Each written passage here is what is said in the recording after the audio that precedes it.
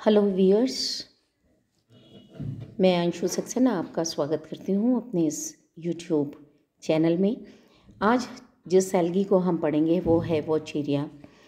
वॉचेरिया या वॉकेरिया दोनों नामों से उसको जाना जाता है। कुछ लोग उसको वॉचेरिया बोलते हैं, कुछ वॉकेरिया बोलते हैं। और ये नाम जो पड़ा, एक साइंटिस्ट थे जेपी वॉकर, उनके सम्मान में इस वंश का नाम वॉकेरिया या वॉचेरिया रखा गया। अगर हम इसकी सिस्टमेटिक पोजीशन को देखें तो अलग अलग लोगों ने अलग अलग इनको डिविजन्स अलग अलग वर्गों के अंदर रखा है।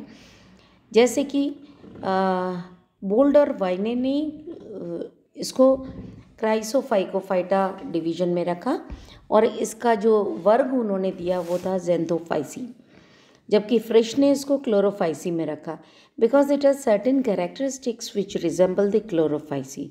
लेकिन बाद की जो सारी स्टडीज़ हैं उनके आधार पर ये माना जाता है कि ज़ेंथोफाइसी में रखना ज़्यादा उचित है।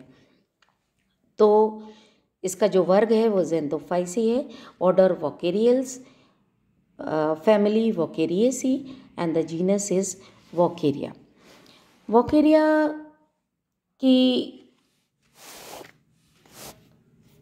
लगभग 54 जातियां हैं जो कि पूरे विश्व में पाई जाती हैं और उनमें से 19 जातियां भारत में पाई जाती हैं। शर्मा एंड खान ने 1980 में बताया कि 19 स्पीशीज़ हैं, जबकि उससे पहले 1961 तक वेंकट रमन ने बताया था कि 9 ही जातियां उसमें पाई जाती हैं। सो present situation is that there are 19 species of Vaucheria। अधिकतर जातियां जो होती हैं वो रुके हुए जल के अंदर पाई जाती हैं। स्थिर और धीमे बहते हुए जल में, झरनों में ये पाई जाती हैं। अधिकतर जातियां टेरेस्ट्रियल भी होती हैं। So it is aquatic as well as terrestrial. और it grows in the form of dense tufts on the damp garden soil। गीली मॉइस्ट मिट्टी जो होती है, मॉइस्ट वॉल्स होती हैं, स्टैगनेंट रुके हुए पानी के अंदर, डिचेस के अंदर ये पाया जाता है। तो एक पूरी चटाई जैसी ये पूरी बना देती है डैम्प सॉइल के ऊपर। तो ये इसकी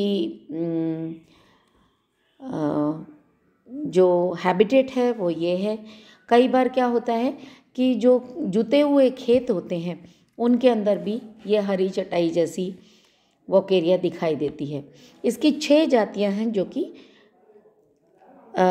समुद्री जल के अंदर उगती हैं। So it is fresh water as well as marine. अब हम इसके थैलस की अगर हम स्ट्रक्चर देखें तो येलो ग्रीन फिलामेंटस एल्गी है ये।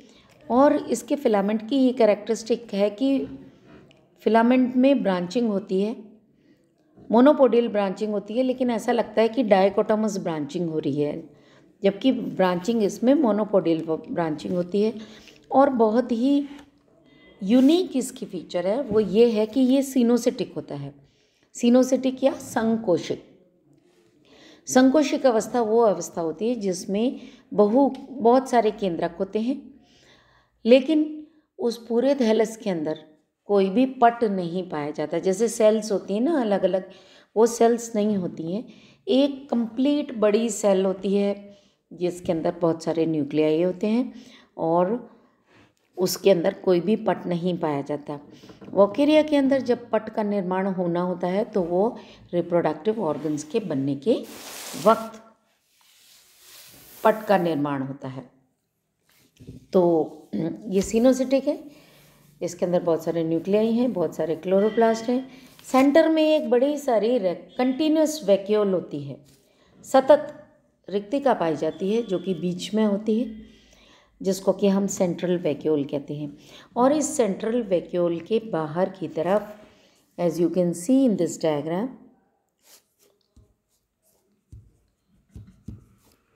इस डायग्राम में आप देखेंगे तो ये बीच में एक बहुत बड़ी सारी वैक्यूल दिखाई दे रही है, सेंट्रल वैक्यूल।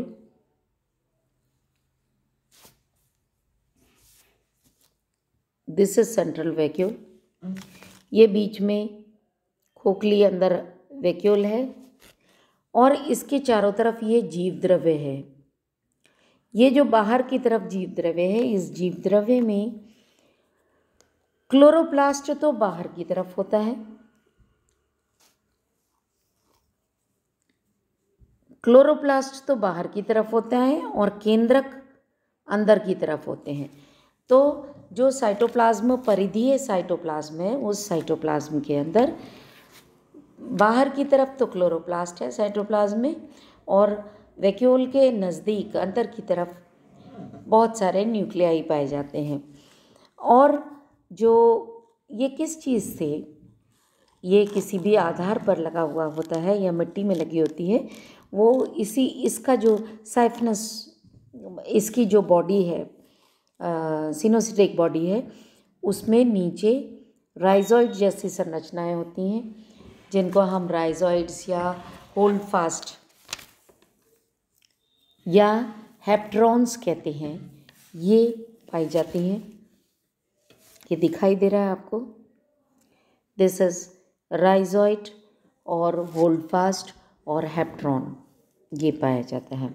तो ये हो गया इसका वेजिटेटिव स्ट्रक्चर के बारे में। अब इसके अंदर जो येलो ग्रीन कलर के क्रोमेटोफोर्स होते हैं, उनके अंदर chlorophyll A, chlorophyll C, chlorophyll ई और कैरोटीनॉइड्स होते हैं और ज़ेंथोफिल्स होते हैं। और इसमें जो रिजर्व फूड होता है वो ऑयल होता है, लेकिन लाइट अगर उपस्थित होती है, कंटिन्यूस लाइट अगर पड़ती रहती है, तो रिजर्व फूड स्टार्च होता है। नॉर्मली स्टार्च नहीं होता, लेकिन जब इस पौधे के ऊपर लगातार लाइट पड़ती रहती है तो रिजर्व फूड स्टार्च बन जाता है। इसकी ग्रोथ एपिकल ग्रोथ होती है, एपिकल जो शीर्षस्थ वृद्धि होती है। तो ये हो गया इसके वेजिटेटिव स्ट्रक्चर के बारे में। उसके बाद आते हैं इसके मोड ऑफ रिप्रोडक्शन। इसका मोड ऑफ रिप्रोडक्शन 3 तरह का रिप्रोडक्शन होता है। एक तो वेजिटेटिव रिप्रोडक्शन। वेजिटेटिव रिप्रोडक्शन कैसे होता है? विखंडन के द्वारा या बाय फ्रेगमेंटेशन। कोई भी आघात से किसी भी कारणवश यदि थैलस के टुकड़े हो जाते हैं, फ्रेगमेंट्स हो जाते हैं, तो हर एक खंड एक नया थैलस का रूप ले लेता है और टूटने वाले स्थल पर भित्ति बन जाती है, एक पट का निर्माण हो जाता है जहाँ से वो टूटा है। क्योंकि अगर वो वॉल का फॉर्मेशन नहीं होगा तो क्या होगा कि जितना भी साइटोप्लाज्म है वो सारा बाहर निकल जाएगा उसका टेंट से। तो इसलिए उस जगह पे सेप्टम का बनना बहुत ज़रूरी है। सो टूटने वाले स्थान पे शीघ्र ही पट का निर्माण हो जाता है। अब आते हैं हम एसेक्सुअल रिप्रोडक्शन पर। तो पर्यावरण की विभिन्न दशाओं के आधार पर इसके अंदर अलग अलग तरह के स्पोर्स बनते हैं। सबसे पहले होता है ज़ूस्पोर्स। ज़ूस्पोर्स कब बनते हैं? जबकि आर्द्रता अधिक होती है, पोषक तत्व कम होते हैं, लाइट इंटेंसिटी कम होती है और प्रवाहित जल से स्थिर जल के अंदर पौधा स्थानांतरित हो जाता है। ये जो कंडीशंस हैं, इन कंडीशंस के अंदर ज़ूस्पोर्स बनते हैं। अब कैसे बनता है कि थैलस का कोई भी, as you can see in this diagram, thallus का कोई भी ऊर्ध्व या इरेक्ट वाला भाग, टिप जो होता है, उस टिप पर बहुत सारा साइटोप्लाज्म इकट्ठा हो जाता है, जिसमें न्यूक्लियाई होते हैं, जिसमें क्रोमेटोफोर्स होते हैं, बहुत सारा रिजर्व फूड मटेरियल होता है और वो भाग जो होता है वो फूल जाता है। यहाँ पे आप देखेंगे ये इनिशियली फूला हुआ नहीं था, लेकिन धीरे धीरे ये फूलने लग गया। अब जब ये फूल जाता है तो ये नाशपाती के आकार का हो जाता है और इसी को हम स्पोरेंजियम कहते हैं। This is called as sporangium. अब इस स्पोरेंजियम के अंदर कुछ परिवर्तन होते हैं। हमने देखा था कि जो वेजिटेटिव बॉडी थी उसमें बीच में सेंट्रल वैक्यूल थी। सेंट्रल वैक्यूल के अगर हम अंदर से बाहर की तरफ देखें, सेंट्रल वैक्यूल के बाद में साइटोप्लाज्म था, जिसमें सेंट्रल वैक्यूल की तरफ तो थे न्यूक्लियाई और सेल वॉल की तरफ थे क्रोमेटोफोर्स। लेकिन इसमें क्या होता है, न्यूक्लियाई और प्लास्टिड्स जो होते हैं ये आपस में अपनी जगह बदल लेते हैं, यानी कि न्यूक्लियाई तो आ जाएंगे बाहर और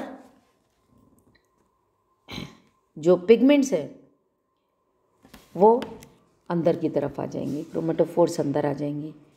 वो ऐसा क्यों होता है?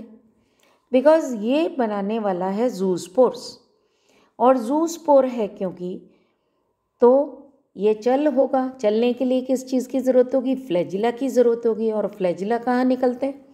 वो न्यूक्लियस के पास में निकलते हैं, वहीं पर ब्लीफेरोप्लास्ट होती है जिसमें से ये निकलते हैं। सो न्यूक्लियाई बाहर की तरफ आ जाएंगे जिनमें से फ्लैजिला निकलेंगे। तो ये रीज़न होता है क्रोमेटोफोर्स और न्यूक्लियाई के इंटरकन्वर्जन का, उनके पोजीशन के इंटरकन्वर्जन का। अब बहुत सारे केंद्रक हैं, उनसे बहुत सारे, हर एक केंद्रक से 2-2 फ्लैजिला निकले, तो इस जूस्पोर को हम कहते हैं सिन जूस्पोर। सिन माने जुड़ा हुआ, संयुक्त जूस्पोर। क्योंकि और एल्गी में क्या होता था, हर जूस्पोर के अंदर 2 फ्लैजिला पाए जाते थे। यहाँ तो बहुत सारे फ्लैजिला हैं और पूरा का पूरी चीज़ आपस में जुड़ी हुई है, तो इसको हम कहेंगे सिन जूस्पोर। तो ये जो बना कंपाउंड जूस्पोर भी कहते हैं या इसको सीनोजूस्पोर भी कहते हैं। ये 3 नाम इसके हैं। अब ये क्यों बनता है? क्योंकि फ्रिश ने इसका एक रीज़न दिया कि ये जो पौधा है, इस पौधे की टेंडेंसी सेप्टा बनाने की है ही नहीं, मजबूरी में बनाता है। वो जब टूट जाए कहीं से तो उसको बनाना पड़ेगा, क्योंकि उसका जीव द्रव्य बाहर निकल जाएगा। या फिर रिप्रोडक्टिव ऑर्गन्स बनाने, तब उसको रिप्रोडक्टिव ऑर्गन्स को काटना पड़ेगा। तो जब बहुत ज़्यादा ज़रूरत होती है, then only it forms the septum. तो इसकी नॉर्मल टेंडेंसी सेप्टा बनाने की है ही नहीं। तो क्या होगा कि क्योंकि ये सेप्टा नहीं बना पा रहा, इसलिए सारे के सारे मिलकर के एक संयुक्त जूस्पोर इन्होंने बना लिया। So this was the reason given by Fritsch in 1955। उसके बाद में अब ये जर्मिनेट कैसे होता है? क्या होता है कि चल बीजाणु धानी से ये बाहर निकल आता है। ऊपर चल बीजाणु धानी में ऊपर एक अपर्चर बन जाता है। यहाँ आपको एक छेद दिखाई दे रहा है। This is the aperture from where the synzoospore comes out. Synzoospore आ गया बाहर। बाहर आने के बाद 15 से 30 मिनट तक ये जल में तैरता रहा। उसके बाद ये विश्राम अवस्था में आ गया। जब वो विश्राम अवस्था में आ जाता है तो इसकी जितनी भी कशाभिकाएँ हैं वो विड्रॉ हो जाती हैं, वो ड्रॉप हो जाती हैं, निकल जाती हैं, हट जाती हैं, और इस बीजाणु के चारों तरफ एक भित्ति का निर्माण हो जाता है। अब ये फिर बाद में जर्मिनेट करता है और ट्यूब्यूलर स्ट्रक्चर्स बना लेता है।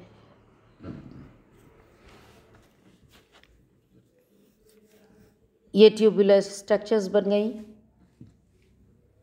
ये देखिए जर्मिनेट किया, पहले इसमें फ्लैजिला हैं, उसके बाद में फ्लैजिला ड्रॉप हो गए, एक भित्ति का निर्माण हो गया।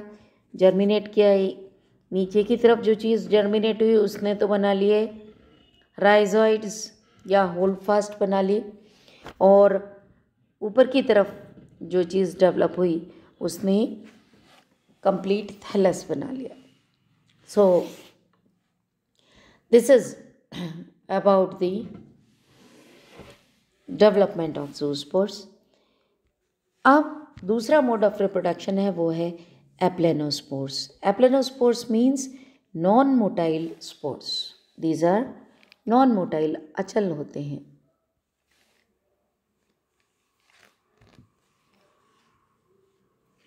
और कब बनते हैं? अनफेवरेबल कंडीशंस में बनते हैं, प्रतिकूल परिस्थितियां होती हैं। प्रतिकूल परिस्थितियां क्या हुई? अगर कोई एक्वेटिक प्लांट है, जलीय जाति है वोकेरिया की, उस पॉन्ड में या जिस जगह वाटर बॉडी के अंदर वो उग रहा था वहाँ पर शुष्क हो जाता है, पानी उसका सूख जाता है और टेम्परेचर ज़्यादा हो जाता है। When there is a scarcity of water or dry habitat and temperature is more, then aplanospores are formed. बनते वैसे ही हैं जैसे ज़ूस्पोर्स बनते हैं, बस अंतर ये होता है इसके अंदर कि इसके अंदर फ्लैजिला नहीं बनते, और ये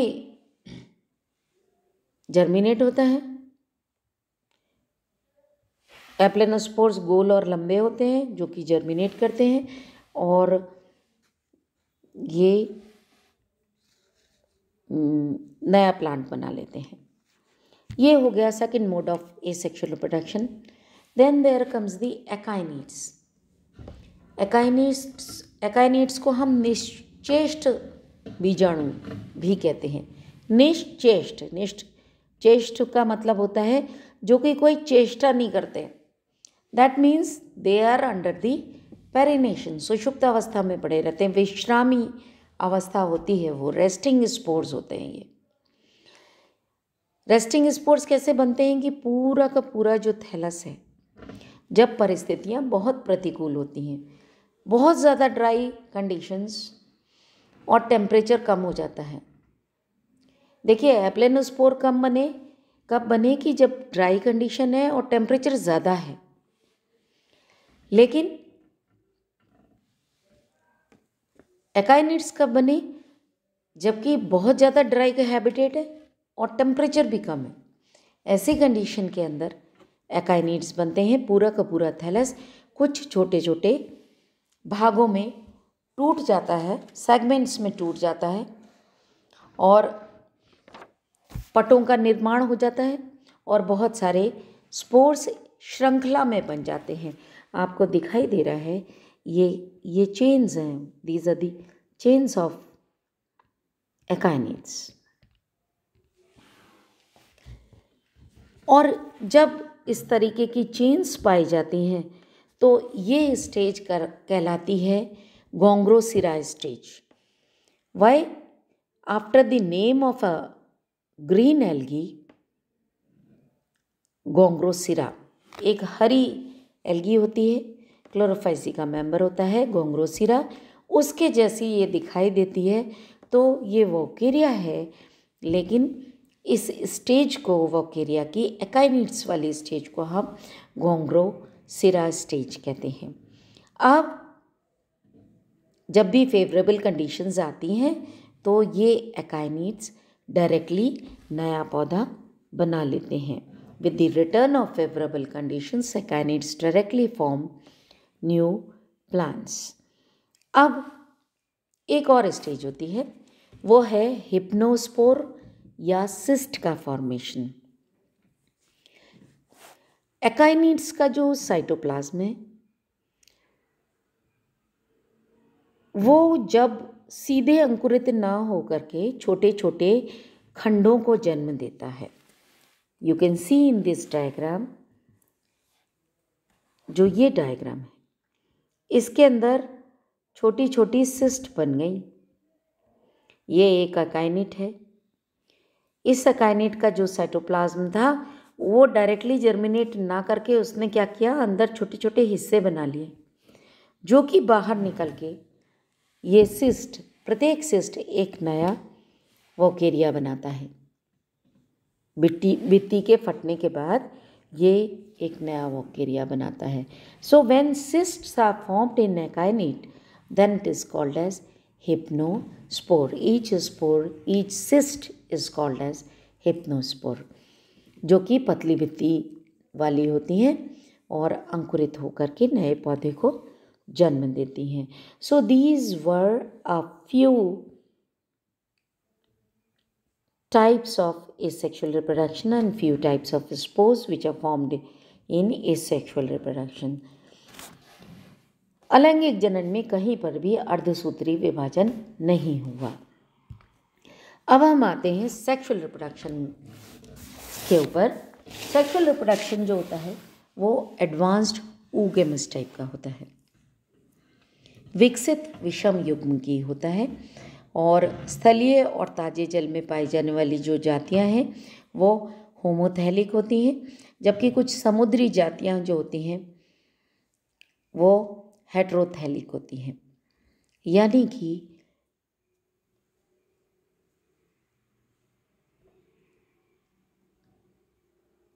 इनके अंदर एक ही थैलस के ऊपर मेल और फीमेल रिप्रोडक्टिव ऑर्गन्स दोनों पाए जा सकते हैं, या फिर दोनों अलग अलग थैलाई पर पाए जाते हैं। सेक्स ऑर्गन्स कैसे होते हैं?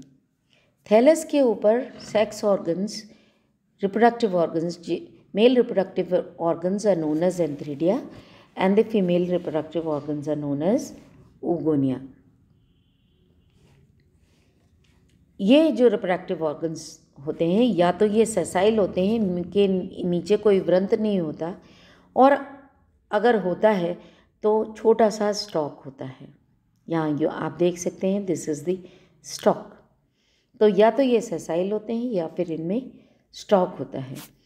अब ब्रांचेस पे एक दूसरे के नज़दीक ये लगे होते हैं। यदि ऐसी स्पीशीज़ है जिसमें मेल और फीमेल रिप्रोडक्टिव ऑर्गन्स एक ही थैलस के ऊपर पाए जाते हैं, तो ये एक दूसरे के नज़दीक होते हैं।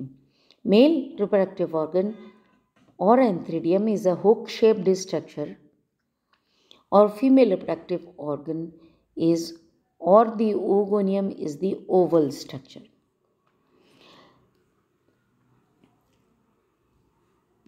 वॉचेरिया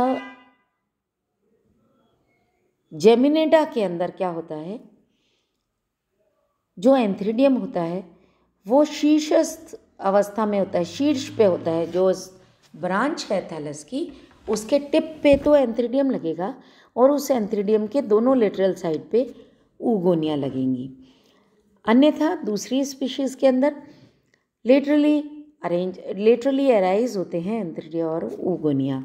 अब एंथ्रीडिया और oogonia जब बनते हैं तो उसमें क्या होता है तो सिनोसिटिक कंडीशन, साइटोप्लाज्म इकट्ठा होना शुरू हो जाता है ऊपर की तरफ।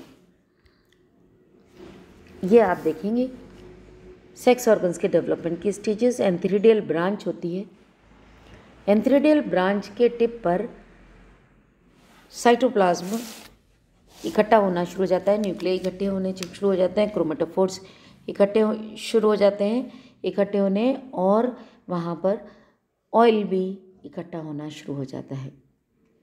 तो जब वो इकट्ठा हो जाता है तो एक सेप्टम के द्वारा वो बाकी वाले हिस्से से पृथक हो जाता है।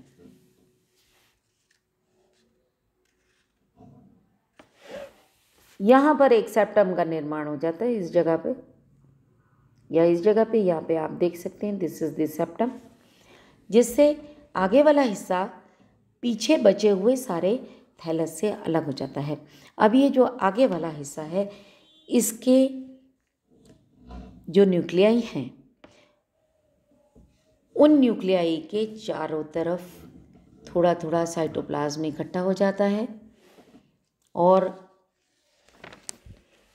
उनके अंदर प्रत्येक में एक केंद्रक होता है और उसमें 2 फ्लैजिला बनते हैं।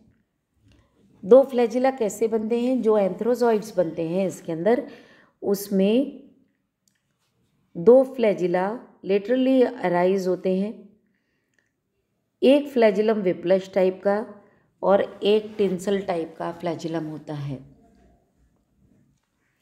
आगे वाली छोटी वाली जो फ्लैजिलम है वो टिंसल टाइप की होती है और पीछे वाली जो लंबी फ्लैजिलम है वो विप्लश टाइप की फ्लैजिलम होती है।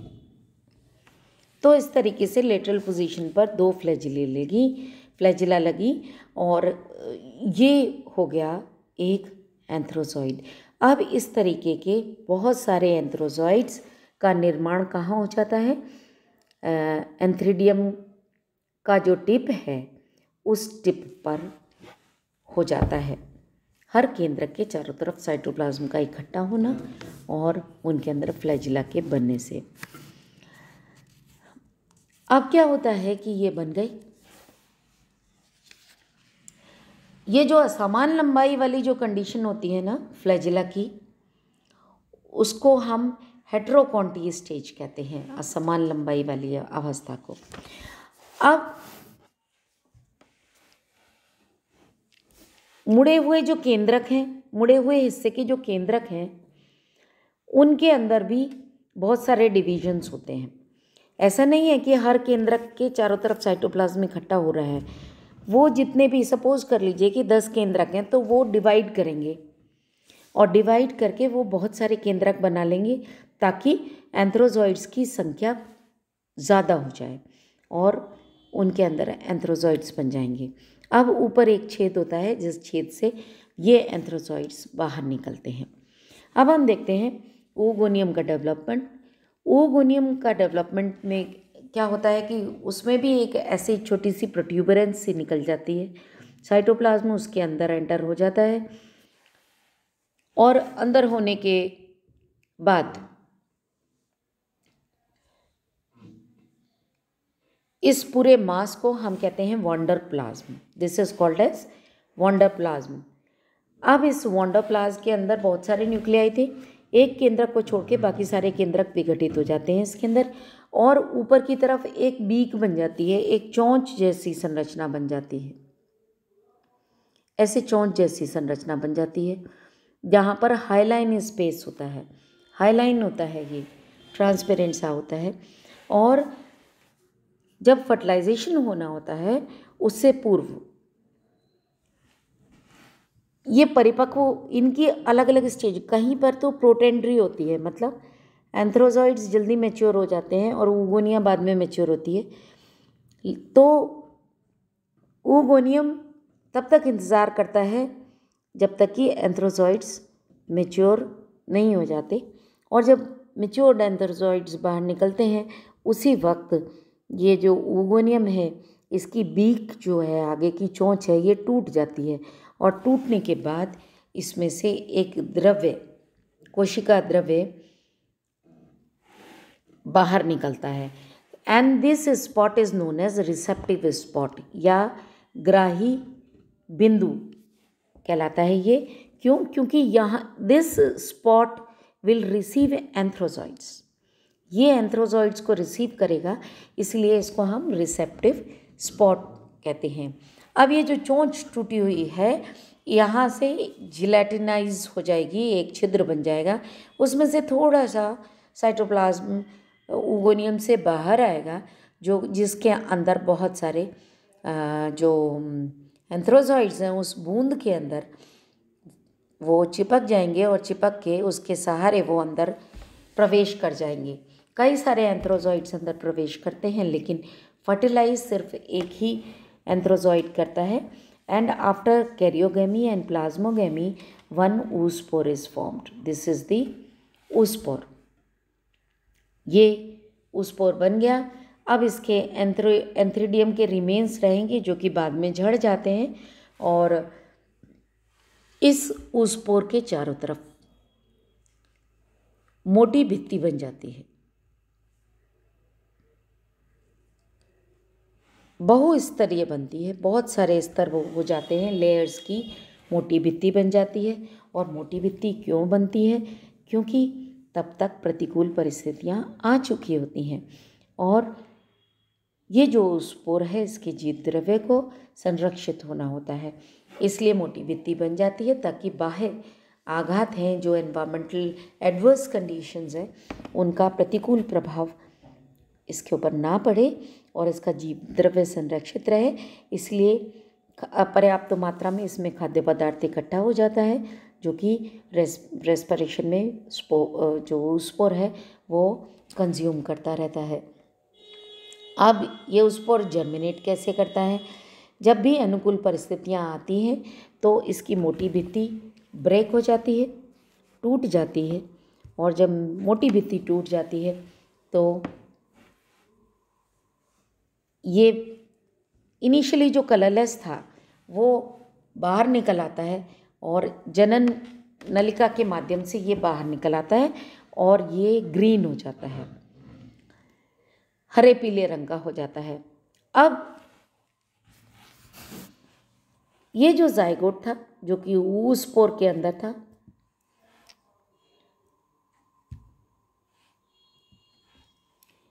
ये कैसा था?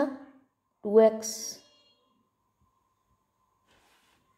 क्योंकि ये एंथ्रोजॉइड और एग सेल के फ्यूजन से बना था। ये 2n हुआ न्यूक्लियस, और इसको बनाना क्या है? Haploid X।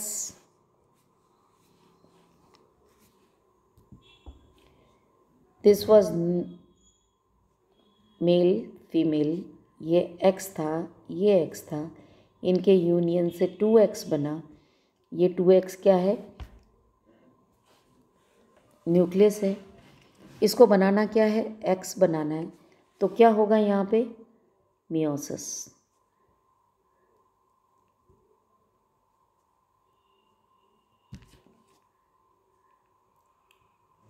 मियोसिस हो, अर्धसूत्री विभाजन होगा किसमें? केंद्रक के अंदर, साइटोप्लाज्म में नहीं होगा। No septa would be formed, so only karyokinesis will take place. केंद्रक में सिर्फ अर्धसूत्री विभाजन होगा, न्यूक्लियाई बनेंगे लेकिन सेप्टा नहीं बनेंगे। Cytokinesis will not take place, only karyokinesis will take place.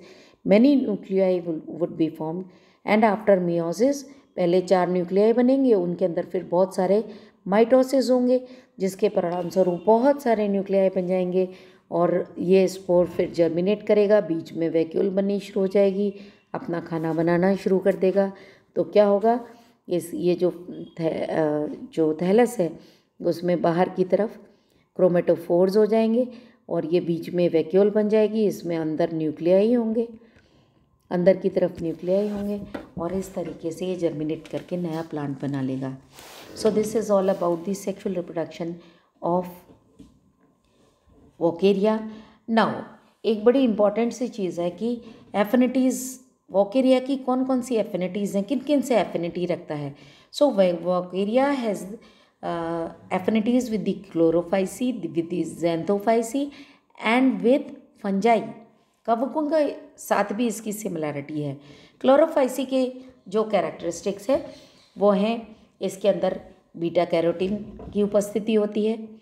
दूसरा, इसकी जो जातियों में कुछ जातियां हैं जिनके अंदर पायरेनोइड्स पाया जाता है जो कि क्लोरोफाइसी की कैरेक्टरिस्टिक है। इसके अलावा अगर कंटिन्यूस लाइट पड़ती है तो ये क्लोरोफाइसी का जो रिजर्व फूड मटेरियल है वो है starch. So in continuous light it forms starch also. उसके बाद में जो क्लोरोफाइसी की कैरेक्टरिस्टिक है कि जो भी मोटाइल स्पोर्स होते हैं वो उसके अंदर 2 कशाभिकाएँ होती हैं। तो इसके चल बीजाणु जो हैं उनके अंदर भी 2 कशाभिकाएँ हैं, लेकिन क्या है कि वो क्योंकि सेप्टा का फॉर्मेशन नहीं हुआ इसलिए वो सिंजोस्पोर बन गया, लेकिन एक न्यूक्लियस से सिर्फ 2 ही कशाभिकाएँ निकल रही हैं। So this is another characteristic which resembles Chlorophyceae. Xanthophyceae की जो कैरेक्टरिस्टिक्स हैं वो हैं कि इसके अंदर क्लोरोफिल बी अनुपस्थित होता है। क्लोरोफाइसी में बी भी पाया जाता है ए के साथ में, लेकिन यहाँ क्लोरोफिल बी नहीं पाया जाता। लेकिन सी और ई ये दोनों पाए जाते हैं। So this is characteristic of Xanthophyceae. उसके बाद इसमें कैरोटीनॉइड्स जो होते हैं वो साधारण से अधिक मात्रा में होते हैं, ज़्यादा कैरोटीनॉइड्स होते हैं। पायरेनॉइड्स अधिकतर अनुपस्थित होते हैं। तो absence of pyrenoids in most of the species is the characteristic of Xanthophyceae. Reserve food is oil. In normal case the reserve food is oil. तो ये भी ज़ैंथोफाइसी का कैरेक्टरिस्टिक है। एंथ्रोजॉइड्स के अंदर दो असमान, एक विप्लश एक टिंसल टाइप की फ्लैजिली पाई जाती हैं और लेटरल पोजीशन में होती हैं। ये भी ज़ैंथोफाइसी का कैरेक्टरिस्टिक है। अब कुछ फंजाई से रिजेंबल करते हुए कैरेक्टरिस्टिक्स प्रिंट्स ने 1927 में बताए और उन्होंने बताया कि भाई वोकेरिया जो है ये कवकों के नज़दीक है। क्यों? क्योंकि in many fungi coenocytic condition is found as it is found in Vaucheria. उसके बाद कवकों की तरह से इसमें जो लैंगिक अंग के परिवर्तन की जो विधि है वो जैसे कवकों में होती है वैसी इसमें होती है, फंजाई जैसी। और presence of whiplash and tinsel type of flagella is the characteristic feature of fungi. Fungi की जो फाइकोमाइस्टीज है उसके अंदर जो उसका जो क्लासिफिकेशन है वो specially on the basis of the presence and absence and number and position of flagella end of flagella के आधार पर किया गया है। तो जो फाइकोमाइस्टीज हैं उसके अंदर जनरली दो तरह के विप्लश और टिंसल टाइप के फ्लैजिला पाए जाते हैं, जिस कैरेक्टरिस्टिक में ये रिजेंबल करता है कवकों से। और ऑयल रिजर्व फूड फंजाई के अंदर भी होता है। So these were a few affinities जो कि कई बार एग्ज़ाम में आ जाता है कि इसकी सिस्टमेटिक पोजीशन के बारे में आप बताइए, तो उसको मद्देनज़र रख के मैं ये आपको बता रही हूँ। अब अगर हम एक बर्ड्स आई व्यू लेते हैं वोकेरिया के सेक्शुअल एंड एसेक्शुअल रिप्रोडक्शन का, वोकेरिया में एसेक्शुअल रिप्रोडक्शन एकाइनिड्स के द्वारा, एप्लेनोस्पोर्स के द्वारा, जूस्पोर्स के द्वारा और हिप्नोस्पोर्स के द्वारा।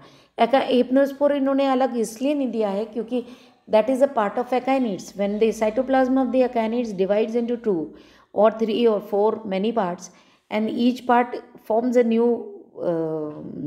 thallus, तो वो पार्ट तो एकाइनिड्स का है, इसलिए इन्होंने एकाइनिड्स को, हिप्नोस्पोर्स को एकाइनिड्स में ही रखा। और वोकेरिया जो है इसका सेक्सुअल रिप्रोडक्शन में एंथ्रिडिया, ओगोनिया, एंथ्रोजॉइड्स बने, ओवम बना, फ्यूजन हुआ, oospore बना जिसमें रिडक्शन डिवीजन हुआ। और we have written reduction here, reduction division हुआ when the chromosome number is reducing to half, chromosome number आधा हो गया, इसीलिए ये रिडक्शन डिवीजन के परिणाम स्वरूप ये 2n है और यहाँ पर n बना, ये x है, ये 2x है, तो क्रोमोसोम नंबर आधा हो गया। So this is all about Vaucheria और Vaucheria. Thank you. Stay safe, stay healthy.